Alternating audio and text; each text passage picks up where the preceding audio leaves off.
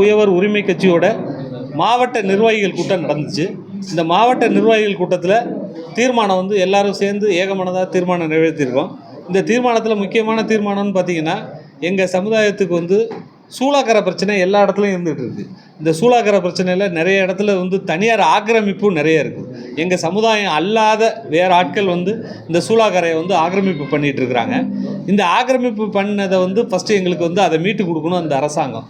ரெண்டாவது, எங்கள் சமுதாயத்துக்கு வந்து இன்ன வரைக்கும் வந்து எங்கள் பிள்ளைங்களுக்கு வந்து கல்வி வேலைவாய்ப்புக்கு 7.5% இடஒதுக்கீடு கேட்டுக்கிட்டு இருக்கிறோம். நாங்கள் எங்கள் சமுதாயம் எல்லா தொகுதியிலையுமே வெற்றி தோல்வியை நிர்ணயிக்கக்கூடிய அளவுக்கு ஒவ்வொரு மாவட்டத்துலேயும் ஒவ்வொரு தொகுதியிலையுமே பார்த்திங்கன்னா 5000லேருந்து 10,000 பேர் இருக்கிறாங்க. நாங்கள் இப்போ சமீபத்தில் ஒரு சர்வே எடுத்தோம். திருச்சி மாவட்டத்தில் லால்குடியை தவிர மற்ற 5 தொகுதி மட்டும் நாங்கள் சர்வே எடுத்தோம். இந்த 5 தொகுதியிலையுமே பார்த்திங்கன்னா திருச்சி மேற்கு தொகுதியில் மட்டுமே 18,000 பேர் இருக்கிறோம் எங்கள் சமுதாயத்தில் இருக்கக்கூடியவங்க. மற்ற தொகுதியில் 5000லேருந்து 11,000 பேர் வேறு இருக்கிறோம் நாங்கள் மொத்தத்தில்.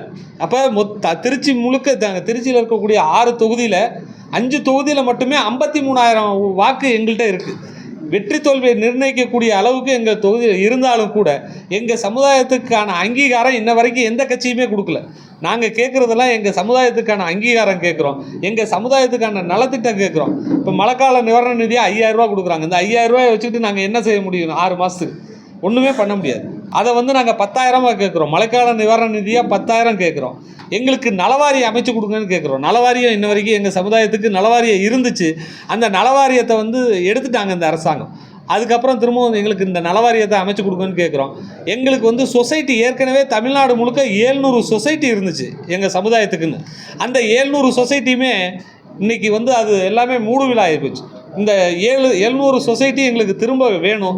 எங்களுக்கு இந்த சொசைட்டி மூலயமா எங்கள் சமுதாயத்துக்கு கிடைக்கக்கூடிய திட்டங்கள், எங்களுக்கு கிடைக்கக்கூடிய கடன் உதவி எல்லாமே நாங்கள் செஞ்சுக்க முடியுங்கிறதுனால எங்களுக்கு திரும்பவும் அந்த 700 சொசைட்டி எங்களுக்கு கிடைக்கணும்னு நாங்கள் நினைக்கிறோம். எங்களுக்கு அது வேணும். அதே மாதிரி எங்களுக்கு எங்கள் சமுதாயத்தில் இருந்து இந்த அகில இந்திய குயவர் உரிமை கட்சி மூலியமாக எந்த கட்சி வந்து எங்களுக்கு 5 தொகுதி ஒதுக்கீடு செய்தோ அந்த கட்சிக்கு நாங்கள் பரிபூர்ண முழு ஆதரவு கொடுப்போம் அப்படிங்கிறது நாங்கள் தெரியப்படுத்திக்கிறோம். எங்கள் கட்சிக்கு அங்கீகாரம் கொடுக்கணும், எங்கள் கட்சிக்கு எங்கள் சமுதாயத்துக்கு அங்கீகாரம் வேணும்னா நாங்கள் இந்த எலெக்ஷனில் நாங்கள் கண்டிப்பாக நிற்கணும். இந்த எலெக்ஷனில் வந்து எந்த இடத்துலையும் நாங்கள் வந்து நிற்கலைன்னு சொல்லலை. இதை வந்து இந்த 5 தொகுதி எந்த கட்சியும் ஒதுக்கலைன்னு சொன்னால் நாங்கள் 234 தொகுதியிலே நாங்கள் போட்டி போடுறது உறுதி. 234 தொகுதியிலே நாங்கள் போட்டி போடுவோம். ஆனால் நாங்கள் எந்த இடத்துலையும் வந்து நாங்கள் ஜெயிக்கிறோம்னு நாங்கள் சொல்லவே இல்லை. நாங்கள் தோப்போம், ஆனால் யாராவது ஒருத்தரை தோக்கடிச்சிட்டு நாங்கள் தோப்போம், அவ்வளோதான். எந்த ஒரு பெரிய கட்சியாக இருந்தாலும் சரி அந்த கட்சியை தோக்கடிச்சிட்டு நாங்கள் தோப்போம். அதனால் எங்களுக்கு வந்து இந்த சமுதாயத்துலேயும் சரி இந்த அரசியல் கட்சிகளும் சரி எங்களுக்கான அங்கீகாரத்தை வழங்கணும்னு நான் கேட்டுக்கிறேன். சாலை சாதியர் சார், ஒரே ஒரு கேள்வி. சொல்லுங்கள் சார். தமிழக அரசு நலவாரியத்தை இது வந்து உங்களை வந்து சேர்க்கலைன்னு சொல்லுவீங்க. ஆமாம் சார். ஆனால் மத்திய அரசு வந்துட்டு ஏற்கனவே வந்து நலவாரியம் வச்சிருக்கு இல்லையா? உதாரணத்துக்கு வந்துட்டு இப்போ இந்த என்ன ஸ்கீம் நலவாரியம் கொடுத்தாங்க சார். ஆனால் அதை இப்போ இது எடுத்துட்டாங்க, அந்த நலவாரியம் எடுத்துட்டாங்க. எங்கள் சமுதாயத்துக்கு இருந்த நலவாரியத்தை எடுத்துட்டாங்க.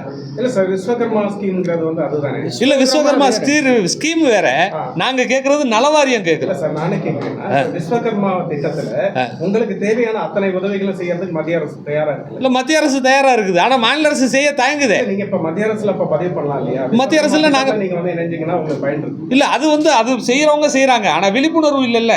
இப்போ எங்களுக்கு நலவாரியம் இருந்தால் நலவாரியத்துக்கு நாங்கள் தலைவராக யாரோ ஒருத்தர் எங்கள் சமுதாயத்துக்காரங்களும் இருப்பாங்க. விழிப்புணர்வு இல்லைன்னு சொல்லுங்க. ஆமா, சோ உங்க மக்கள்கிட்ட விழிப்புணர்வு கொண்டு போக வேண்டியது கண்டிப்பா. நாங்க அதை வந்து செஞ்சுக்கிட்டு தான் இருக்கிறோம். இன்ன வரைக்கும் நாங்க செஞ்சுக்கிட்டு தான் இருக்கிறோம்.